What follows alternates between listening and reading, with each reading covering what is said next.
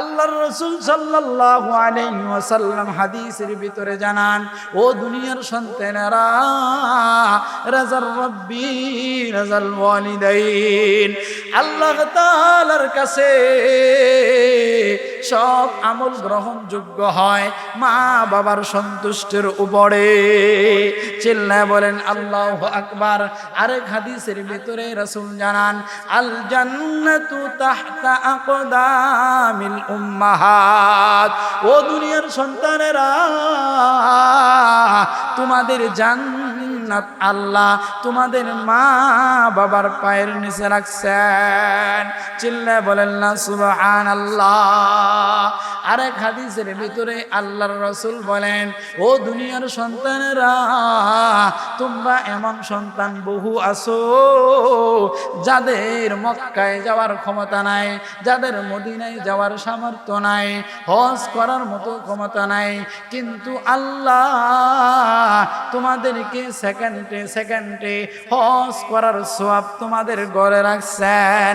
বলেন না সুবহানাল্লাহ। যদি কোনো সন্তান মা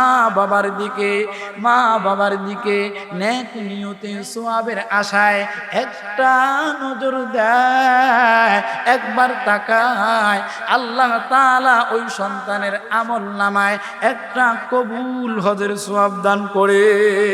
ওয়া ক্বাদা রাব্বুকা আল্লা তা'বুদু ইল্লা ইয়্যাহু ওয়া বিল ওয়ালিদাইনি ইহসানা। আল্লাহ রাব্বুল আলামিন কুরআনুল কারীমে রাসূলুল্লাহ সাল্লাল্লাহু আলাইহি ওয়াসাল্লামের মাধ্যমে আমাদেরকে জানাইছেন, আল্লাহ তাআলা বলেন, ও দুনিয়ার মানুষ, তোমরা আমি আল্লাহ তাআলার সাথে কাউকে শরীক করিও না। তোমরা আমি আল্লাহ তাআলাকে এক আল্লাহ হিসাবে মেনে নাও। যদি তোমরা আমি আল্লাহ তাআলাকে রব না মানো, আমার সাথে কাউকে শরীক করো, তাহলে তোমরা হারাম কাজ করলা, গুনাহের কাজ করলা। এই গুনাহের কারণে তোমাদের জাহান্নামে যাইতে হইতে পারে। দুই নম্বরে যে বিষয়টা এখানে বলেছেন, ওয়াবিল ওয়ালিদাইনি ইহসানা, আল্লাহ তাআলার হকের পরেই মা বাবার হকের কথা বলেছেন। আল্লাহ তাআলার পরেই আল্লাহ তাআলা মা বাবার স্থান দিয়েছেন। মানে হলো আল্লাহ তাআলা বলেন, এক নম্বরে তোমরা আমি আল্লাহ তাআলার সাথে কাউকে শরীক করিও না। দুই নম্বর যেই বিষয়টা হলো, তোমরা তোমাদের মা বাবার সাথে সৎ আচরণ করো, তোমরা তোমাদের মা বাবার সাথে দুর্ব্যবহার করিও না। ইম্মা ইয়াবলুগান্না ইনদাকাল কিবারা আহাদুহুমা আও কিলাহুমা ফালা তাকুল লাহুমা উফফিন ওয়ালা তানহারহুমা ওয়া কুল লাহুমা কওলান কারীমা। আল্লাহু আকবার। আল্লাহ তাআলা দুনিয়ার সন্তানদেরকে ওয়াজ করেন, আল্লাহ তাআলা দুনিয়ার সন্তানদেরকে জানান, ইম্মা ইয়াবলুগান্না ইনদাকাল কিবারা আহাদুহুমা আও কিলাহুমা, ও দুনিয়ার সন্তানেরা, তোমরা যদি তোমাদের মা বাবা দুজনকে পাও অথবা একজনকে পাও, তাহলে তোমরা তাদের সাথে সৎ আচরণ করো, তোমরা তাদের সাথে উত্তম ব্যবহার করো। উফফি ওয়ালা তানহারহুমা, তোমরা কখনো মা বাবার সাথে বদ আচরণ করিও না, তোমরা কখনো মা বাবার সাথে চক্রাঙ্গিয়ে কথা বলো না, তোমরা কখনো মা বাবার সাথে উঁচু আওয়াজে গরম সুরে কথা বলিও না। ওয়া কুল লাহুমা কওলান কারীমা, বরং তোমরা তোমাদের জীবনটা তোমাদের মা বাবার কাছে সঁপে দাও। তোমরা একেবারে নম্র হয়া, বিনয়ী হয়া তোমরা তোমাদের মা বাবার কাছে সঁপে দাও। কেমন সঁপে দিবা? আল্লাহ তাআলা কুরআনের পরের অংশে জানায় আছেন, যেমনি ভাবে তোমার মা বাবা তোমাদের শৈশবকালে যেমন ভাবে তোমাদের মা বাবা তোমাদের শিশুকালে তোমাদের জন্য সঁপে দিয়েছিল, ওই রকম ভাবে তোমরাও তোমার মা বাবার জন্য তোমাদেরকে সঁপে দাও। চিল্লায়ে বলেন আল্লাহু আকবার। কেমন সঁপে দিতে হবে? আল্লাহ তাআলা যেই সময় আমাদেরকে মার গর্ভে পাঠাইছেন, মা 9টি মাস কষ্ট করেছেন, 9 মাস পরে যেই সময় একটা সন্তানকে দুনিয়াতে ভূমিষ্ঠ করবে, ওই সময় যুবক মা নিজের জীবনকে বাজি রেখে তোমাকে আমাকে দুনিয়ার মুখ দেখাইছে। শুধু এতটুকু নয়, মা নিজে না খায়া তোমাকে খাওয়াইছে। তুমি যেই সময় তোমার খিদা লাগতো তুমি কান্না করতা, আর কোনো বাসা ছিল না, মা সব কাজ ফেলে দিয়ে তোমাকে দুগ্ধ পান করাইছে। তুমি যেই সময় প্রস্রাব করে দিতা, কথা বলতে পারতা না, মা এসে তোমার প্রস্রাব পরিবর্তন করে দিয়েছে। তুমি যেই সময় বাথরুম করে দিতা, মা সব ধরনের ঘৃণাকে দূর করে দিয়ে তোমার বাথরুম পরিষ্কার করে দিয়েছে। এইরকম ভাবে মা, এইরকম ভাবে বাবা তিলে তিলে তোমাকে আমাকে লালন পালন করে বড় করেছে। ঠিক তদ্রূপ ভাবে যেই সময় তোমার আমার মা বাবা বৃদ্ধ হয়ে যাবে, বুড়া হয়ে যাবে, ছোটকালে যেইভাবে মা বাবা আমাদেরকে লালন পালন করছে, বুড়া হয়ে গেলে সন্তান হিসেবে আমাদেরও ওই রকম ভাবে মা বাবাকে লালন পালন করা। আল্লাহর রাসূল সাল্লাল্লাহু আলাইহি ওয়াসাল্লাম হাদিসের ভিতরে জানান, ও দুনিয়ার সন্তানেরা, রাজার রব্বি রাজাল ওয়ালিদাইন, আল্লাহ তাআলার কাছে সব আমল গ্রহণযোগ্য হয় মা বাবার সন্তুষ্টির উপরে। চিল্লায় বলেন আল্লাহু আকবার। আরেক হাদিসের ভিতরে রাসূল জানান, আল জান্নাতু তাহতা আকদামিল উম্মাহাত, ও দুনিয়ার সন্তানেরা, তোমাদের জান্নাত আল্লাহ তোমাদের মা বাবার পায়ের নিচে রাখছেন। চিল্লায় বলেন না সুবহানাল্লাহ।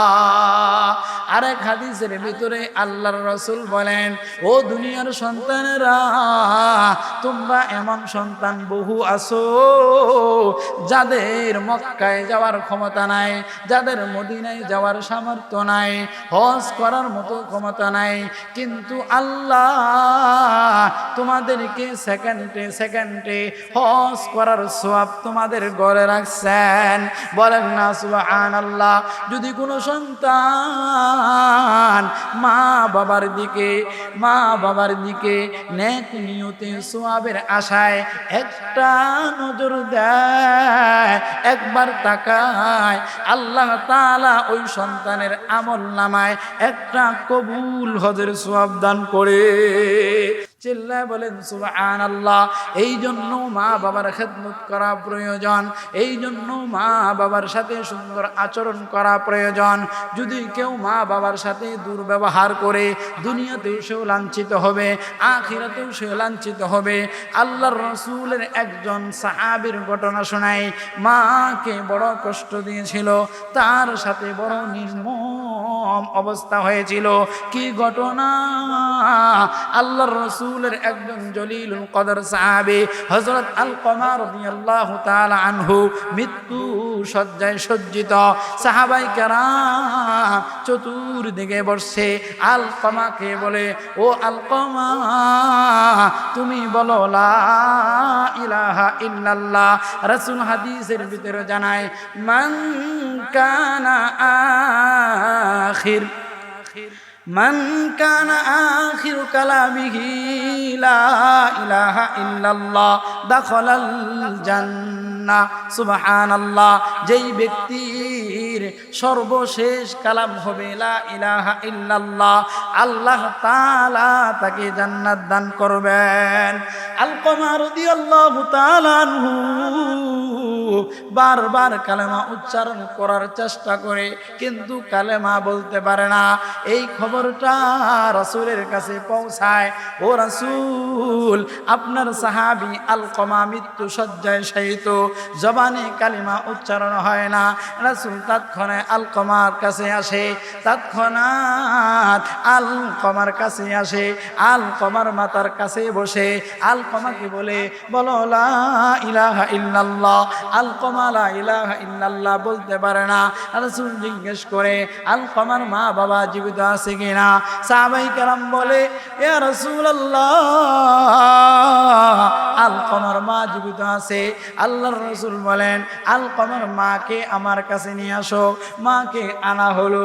আল্লাহর রাসূল জিজ্ঞেস করে, ও আলকমার মা, আলকমা মৃত্যু শয্যায় সজ্জিত, সে কালিমা পড়তে পারতেছে না, আপনি কি আলকমার প্রতি অসন্তুষ্ট নাকি?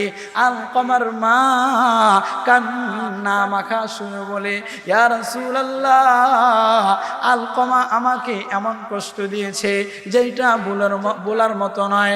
আলকমা আমাকে এমন বেদনা দিয়েছে যেটা আমি বলতে পারি না। আমি আলকমার প্রতি অসন্তুষ্ট। আল্লাহর রাসূল বলেন, মা, আপনি আলকমাকে মাফ করে দেন। মা বলে, না না, আমি কোনোদিন আলকমাকে মাফ করব না।